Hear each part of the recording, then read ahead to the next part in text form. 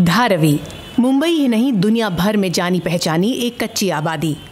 इन गलियों में जैसे जैसे कदम आगे बढ़ते हैं आसमान सिमटता जाता है, लेकिन धारावी की इस गली की आखिरी इमारत का जीना यहाँ के बहुत से बच्चों के लिए जैसे ख्वाबों का एक नया आसमान खोल देता है।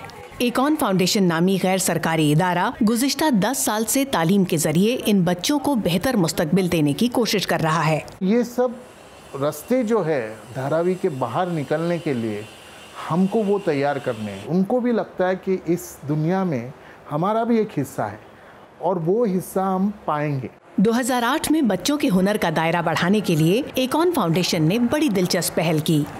प्लास्टिक के पुराने डब्बों से म्यूजिक बनाना, ट्रेनिंग के लिए देश परदेश के साजिंदों की मदद ली गई। हर एक बच्चा धारावी का उसके ऊपर खेल सकता है अपने घर पे, तो हम जिस पे म्यूज़िक बजाएंगे ना तो उसको पैसे लगेंगे, और क्योंकि उसके घर में ही है ये जो बाल्दियाँ हैं, ये ड्रम है, तो हम वहाँ से शुरुआत किए। धारावी रॉक्स अब तक 150 से ज़्यादा शोज कर चुका है। भारत के कई शहरों के अलावा बैंड ने लंदन में भी परफॉर्म किया है।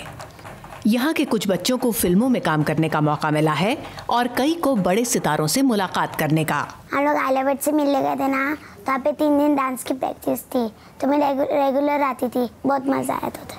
पूरे टीवी में आए हैं, न्यूज़पेपर में आए, यूट्यूब पे, सब जगह पे, तो इस सब से मतलब पहचान भी बढ़ रही है। सीखना भी अच्छा लगता है, बजाना भी बहुत अच्छा लगता है, मस्ती है, सब हंसते खेलते रहते तो फिर अच्छा लगता है।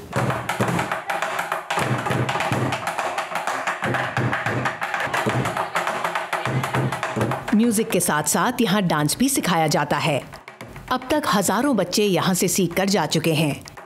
इनमें से मौसीकी को पेशा बनाने वाले बहुत कम हैं, लेकिन बैंड की बदौलत हर बच्चा कुछ देर के लिए एक ऐसे खूबसूरत बचपन को जी लेता है जो शायद उसे इस कच्ची आबादी में नसीब नहीं हो पाता। ऋतुल जोशी, उर्दू VOA, मुंबई।